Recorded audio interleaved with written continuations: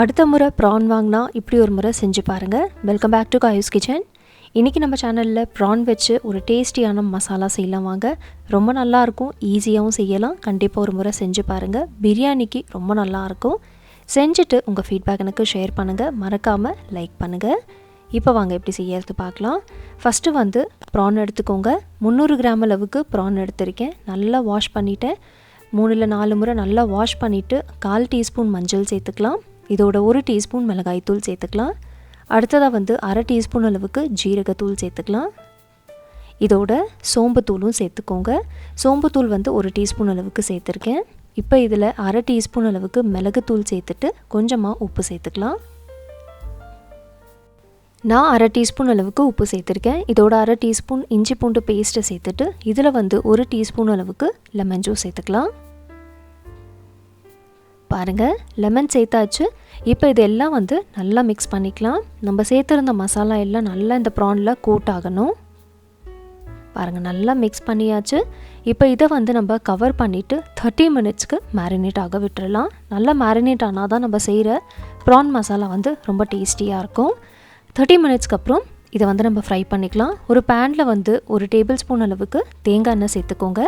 தேங்காய் எண்ணெய் சேர்த்துக்கலாம். உங்களுக்கு வேணும்னா வேறு ஏதாவது எண்ணெய் கூட நீங்கள் சேர்த்துக்கோங்க. எண்ணெய் சூடான பிறகு நம்ம மேரினேட் பண்ண ப்ரான் இதில் சேர்த்துக்கலாம்.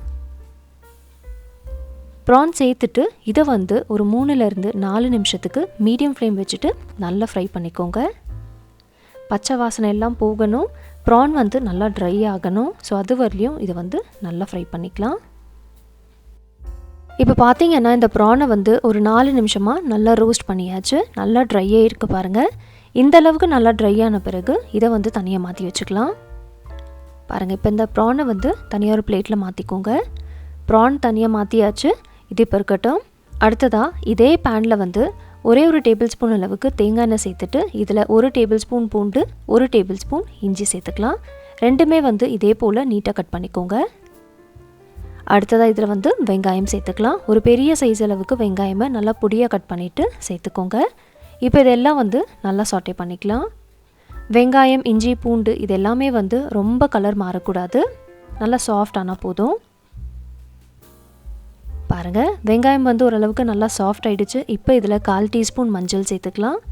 இதோட 1/2 டீஸ்பூன் சோம்புத்தூள் சேர்த்துக்கலாம்.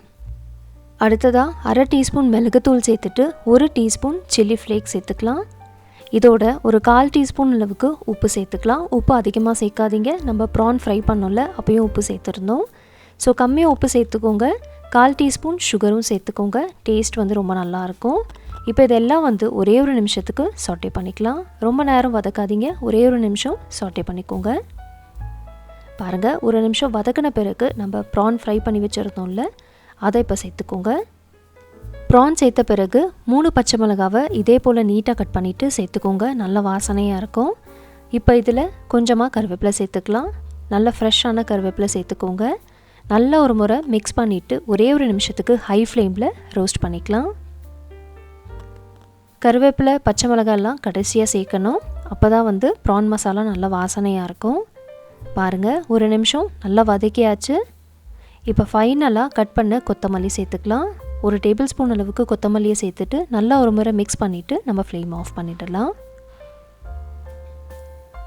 அவ்வளோதாங்க, நம்மளோட ப்ரான் மசாலா ரெடி ஆகிடுச்சு பாருங்கள். அடுத்த முறை ப்ரான் வாங்குறப்ப கண்டிப்பாக இதே போல் ஒரு முறை செஞ்சு பார்த்துட்டு உங்கள் ஃபீட்பேக் எனக்கு ஷேர் பண்ணுங்கள். மறக்காமல் உங்கள் ஃபேமிலி அண்ட் ஃப்ரெண்ட்ஸ்க்கும் இந்த ரெசிபியை ஷேர் பண்ணுங்கள். இன்றைக்கி நான் இந்த ப்ரான் மசாலா பிரியாணி கூட சர்வ் பண்ண போகிறேன். பிரியாணி, அதுக்கப்புறம் வெள்ளரிக்காய் ரைத்தா, இதோட கொஞ்சமாக ப்ரான் மசாலா வச்சு சாப்பிட்டு பாருங்கள். ரொம்ப நல்லாயிருக்கும். ஈஸியான ரெசிபிங்க. கண்டிப்பாக ட்ரை பண்ணிவிட்டு உங்கள் ஃபீட்பேக் எனக்கு ஷேர் பண்ணுங்கள். நாளைக்கு இதே போல் ஒரு இன்ட்ரெஸ்டிங்கான வீடியோவில் நம்ம மீட் பண்ணலாம். தேங்க்ஸ் ஃபார் வாட்சிங்.